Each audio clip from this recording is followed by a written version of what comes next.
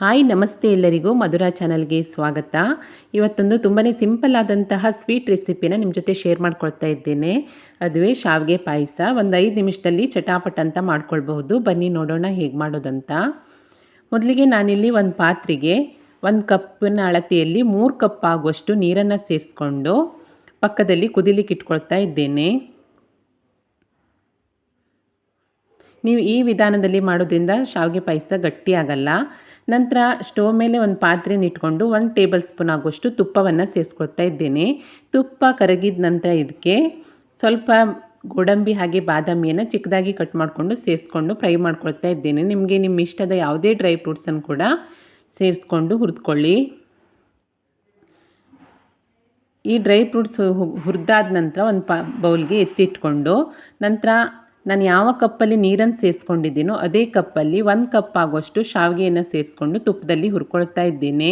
ಇದು ಸ್ವಲ್ಪ colour change ಆಗಿ ಘಮ ಬರುವ ತನಕ ಇದನ್ನು ಚೆನ್ನಾಗಿ ಹುರ್ಕೊಳ್ಬೇಕು. ನೋಡಿ, ಇವಾಗ ಕಲರೆಲ್ಲ ಚೇಂಜ್ ಆಗ್ತಾ ಬಂದಿದೆ, ಹಾಗೆ ಘಮ ಕೂಡ ಬರ್ತಾ ಇದೆ. ಇವಾಗ ನಾನು ಪಕ್ಕದಲ್ಲಿ ಕುದಿಲಿಕ್ಕೆ ಇಟ್ಕೊಂಡಿದ್ನಲ್ಲ 3 ಕಪ್ ಆಗುವಷ್ಟು ನೀರನ್ನು ಇದಕ್ಕೆ ಸೇರಿಸ್ಕೊಳ್ತಾ ಇದ್ದೇನೆ. ನೀವು ಈ ಹದದಲ್ಲಿ ಮಾಡೋದ್ರಿಂದ, ಈ ವಿಧಾನದಲ್ಲಿ ಮಾಡೋದ್ರಿಂದ ಪಾಯಸವನ್ನು ಎಷ್ಟು ಹೊತ್ತಿಟ್ರೂ ಗಟ್ಟಿಯಾಗಲ್ಲ. ಇದೇ ಹದದಲ್ಲಿರುತ್ತೆ, ತುಂಬ ಚೆನ್ನಾಗಿರುತ್ತೆ. ಹಾಗೆ ನೀರು ಕುದಿಲಿಕ್ಕೆ ಸ್ಟಾರ್ಟ್ ಆದ ತಕ್ಷಣ ನಾನು ಇದಕ್ಕೆ 2 ಕಪ್ ಆಗುವಷ್ಟು ಹಸಿ ಹಾಲನ್ನು ಸೇರಿಸ್ಕೊಳ್ತಾ ಇದ್ದೇನೆ. ನೀವು ಬೇಕಂದರೆ ಪೂರ್ತಿಯಾಗಿ ಹಾಲಿನಲ್ಲಿಯೇ ಕೂಡ ಮಾಡ್ಕೊಳ್ಬಹುದು.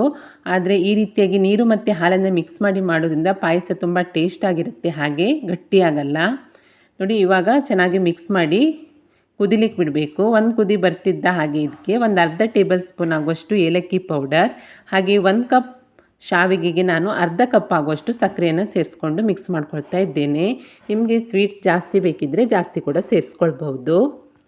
ಸಕ್ಕರೆ ಎಲ್ಲ ಪೂರ್ತಿಯಾಗಿ ಕರಗುವ ತನಕ ಈ ರೀತಿಯಾಗಿ ಚೆನ್ನಾಗಿ ಮಿಕ್ಸ್ ಮಾಡ್ಕೊಳ್ತಾ ಮಧ್ಯಮ ಉರಿಯಲ್ಲಿ ಇದನ್ನು ಕುದಿಸ್ಕೊಳ್ಬೇಕು. ಒಂದು ಕುದಿ ಬಂದರೆ ಸಾಕಾಗುತ್ತೆ. ನೋಡಿ, ಇವಾಗ ಚೆನ್ನಾಗಿ ಕುದಿ ಬರ್ತಾ ಇದೆ ಪಾಯಸ. ಹಾಗೆ ಶಾವಿಗೆ ಕೂಡ ಮೆತ್ತಗಾಗಿ ಬೆಂದಿದೆ. ಮೆತ್ತಗಾದರೆ ಸಾಕಾಗುತ್ತೆ, ಪೂರ್ತಿಯಾಗೇನು ಕರಗೋದು ಬೇಡ.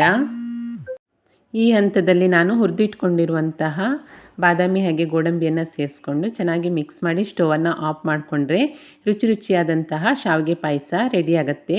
ನೀವು ನೈವೇದ್ಯಕ್ಕೆ ಕೂಡ ತುಂಬಾ ಸುಲಭವಾಗಿ ಮಾಡ್ಕೊಳ್ಬಹುದು. ಒಂದು 5ರಿಂದ 10 ನಿಮಿಷದಲ್ಲಿ ಚಟಾಪಟ್ ಅಂತ ಶಾವಿಗೆ ಪಾಯಸ ರೆಡಿಯಾಗುತ್ತೆ. ಇದೇ ವಿಧಾನದಲ್ಲಿ ಮಾಡೋದ್ರಿಂದ ನೀವು ಎಷ್ಟೊತ್ತಿಟ್ಟರು ತಣ್ಣಗಾದರೂ ಕೂಡ ಪಾಯಸ ಗಟ್ಟಿಯಾಗಲ್ಲ. ಇದೇ ಹದದಲ್ಲಿರುತ್ತೆ, ಹಾಗೆ ಟೇಸ್ಟ್ ಕೂಡ ತುಂಬಾ ಸೂಪರಾಗಿರುತ್ತೆ. ತುಂಬಾ ಸಿಂಪಲ್ಲಾಗಿ ಚಟಾಪಟ ಅಂತ ಬೇಗನೆ ಮಾಡ್ಕೊಳ್ಬಹುದು. ನೈವೇದ್ಯಕ್ಕೂ ಕೂಡ ಸುಲಭವಾಗಿ ಬೆಳಗ್ಗೆ ಮಾಡ್ಕೊಳ್ಬಹುದು. ಖಂಡಿತ ಟ್ರೈ ಮಾಡಿ ನೋಡಿ. ಸಿಂಪಲ್ಲಾದ ಶಾವಿಗೆ ಪಾಯಸ ರೆಸಿಪಿ ನಿಮಗೆ ಇಷ್ಟ ಆದಲ್ಲಿ ಲೈಕ್ ಮಾಡಿ, ಶೇರ್ ಮಾಡಿ, ಹಾಗೆ ಕಮೆಂಟ್ ಮಾಡಿ. ಹೊಸದಾಗಿ ನಮ್ಮ ಚಾನಲ್ ನೋಡ್ತಾ ಇದ್ದರೆ ಸಬ್ಸ್ಕ್ರೈಬ್ ಮಾಡ್ಕೊಳ್ಳಿ. ಸಿಗೋಣ ಮುಂದಿನ ರೆಸಿಪಿಯಲ್ಲಿ. Thank you for watching.